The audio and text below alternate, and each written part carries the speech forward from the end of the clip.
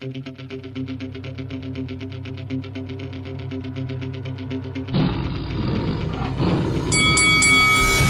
is Carl the Cobra Frutch, and you're watching Lights Out. This is Faisal Khan for Lights Out, proudly sponsored by Spartans Law. And with me at the OVO Arena, I'm delighted to be joined by Mr. Blake Harrison, or who I'd like to prefer as Neil from the Inbetweeners. I'm a huge fan. Firstly, thank you very much for taking your time out to speak to me. How you doing? I'm good, mate. Thank you very much. Just talk to us a bit about what you're doing at the OVO Arena tonight. Well, it's something a bit random tonight. I'm actually shooting a film in a couple of weeks where I'm playing a floor manager at a boxing event.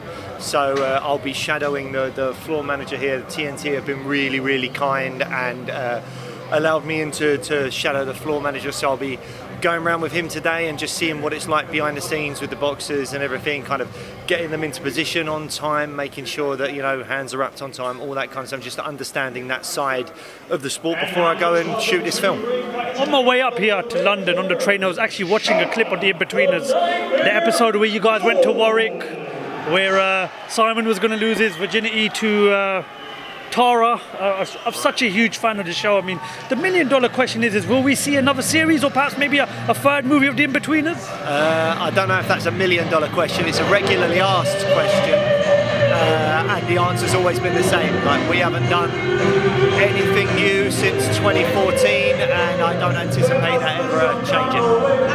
So what can you tell us about the secret behind that show? Because it was such a successful show. We've seen the American version show of it. We've seen different types of shows of it. But what stood out differently, the Inbetweeners? Why was it so successful? It's very difficult to hear you at the moment. I don't know how much the mic is. What was the success behind the Inbetweeners show? Honestly, I couldn't tell you. I think we were always shocked that it always kept doing so well. We've got a lot of influencers now, social media influencers involved in boxing. You know, we've got Misfits Boxing, got the likes of KSI, Jake Paul, Logan Paul. What about you? Have you ever fancied yourself in the ring? If I'm brutally honest, I'm not a huge boxing fan. I'm a very big mixed martial arts fan. I have my own podcast called the MMA Fan Show, which I do with Stu Whiffin, where we focus on MMA and a lot of the UFC. So I train a little bit of Muay Thai and grappling, but I don't think... I've been interviewing fighters for a couple of years now. I mean, they are a different breed of human being, and I think that the psychology of being able to deal with the nerves of knowing you've got a fight coming up and dealing with that and preparing for that, the sacrifices, particularly in MMA, that they make with the weight cuts and all that kind of stuff, I think is extraordinary. And I don't necessarily think it's something that I possess, but I'm fascinated by it. And as I say, when I'm working on the MMA Fan Show, it's something that I really enjoy doing. So you're a big MMA fan. Which is your current favourite MMA fighter right now, Blake?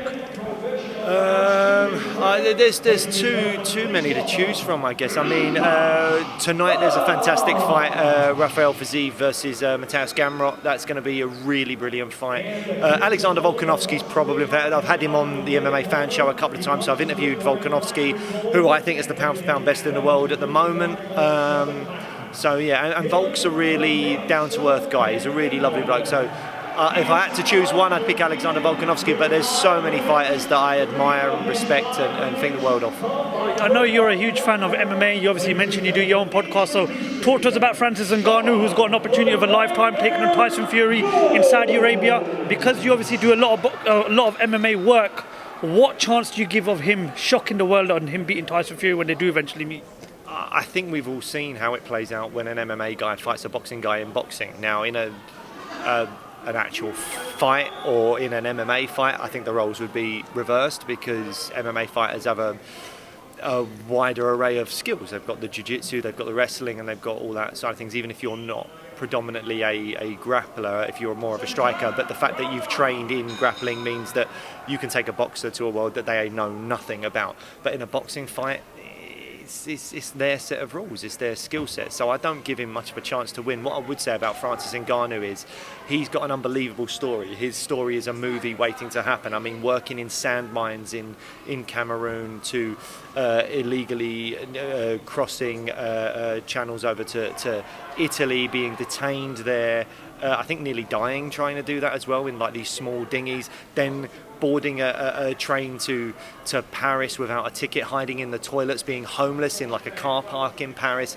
and then he finds himself just a few years later as the UFC heavyweight champion of the world, and now he's in a situation where he's going to be making huge sums of money in this fight with Tyson Fury. For me, it's not about whether Ngannou can win or not. For me, it's about this fairy tale story that we have with Francis Ngannou, and I hope a lot of spotlight is put on that as opposed to it just being about whether he can win or not. I think we should celebrate Francis's journey.